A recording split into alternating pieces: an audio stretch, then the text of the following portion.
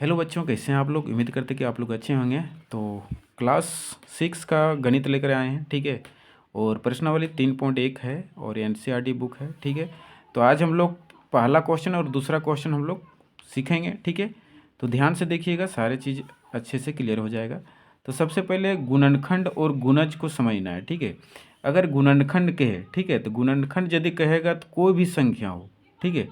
जैसे कि मान लीजिए यहाँ पे 25 है, तो 25 जो है ये संख्या, ये 25 जो है कौन कौन सा टेबल में आता है, यानी कौन कौन सा पहाड़ा में आता है। जैसे एक में आता है, ठीक है, एक का पहाड़ा में आता है, और ये फिर 5 का पहाड़ा में आता है, ठीक है।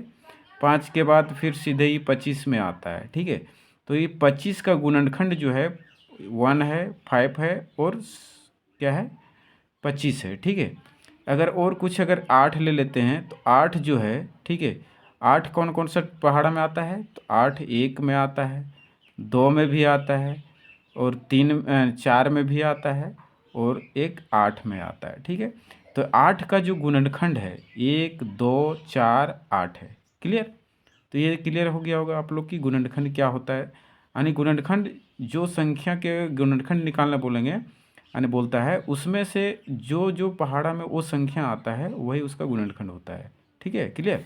और गुणज, गुणज आसानी से याद रखना है कि अगर 5 का गुणज कर रहा है तो 5 का पहाड़ा पढ़ देना है, ठीक है। 8 का गुणज कह रहा है तो 8 का टेबल लिख देना, यानी पहाड़ा लिख देना है। जितना बार कहेगा, जैसे प्रथम 5 कह रहा है तो 5 बार लिखना है, 6 कहेगा 6 बार लिखना है। क्लियर। तो चलिए इसको हम लोग देखेंगे। सबसे पहले 24 का गुणनखंड क्या क्या होता है, तो याद रखना, 1 से 1 का टेबल में आता है, फिर 2 का टेबल में आता है, फिर 3 का टेबल में आता है, फिर 4 का टेबल में आता है, फिर 6 का टेबल में आता है, और एक 8 तिया 24, 8 का भी पहाड़ा में आता है, ठीक है। 8 का भी पहाड़ा में आता है, और एक 12 का पहाड़ा में भी आता है, और खुद 24 भी है, ठीक है।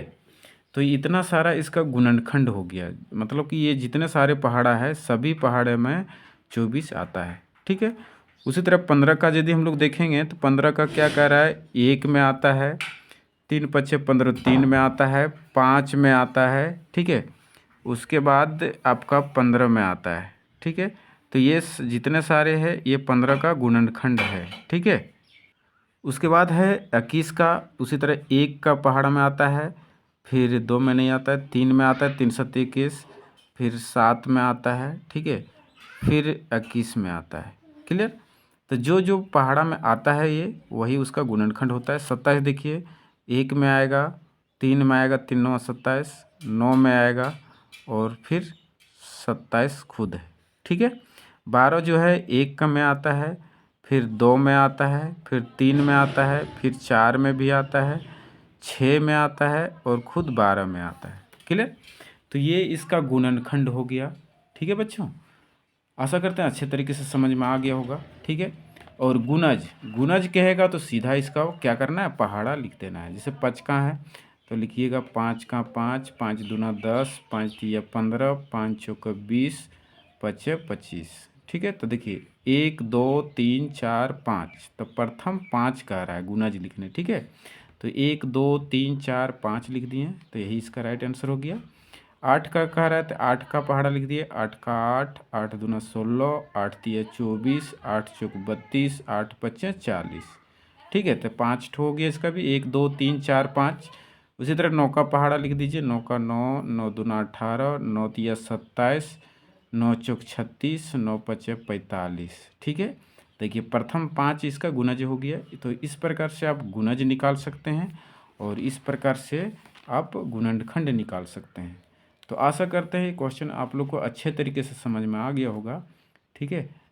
तो आज की इस वीडियो में इतने रखते हैं। चलिए नेक्स्ट वीडियो आप लोग से मिलते हैं फिर से, ठीक है, और नेक्स्ट क्वेश्चन आप लोग को बताएंगे।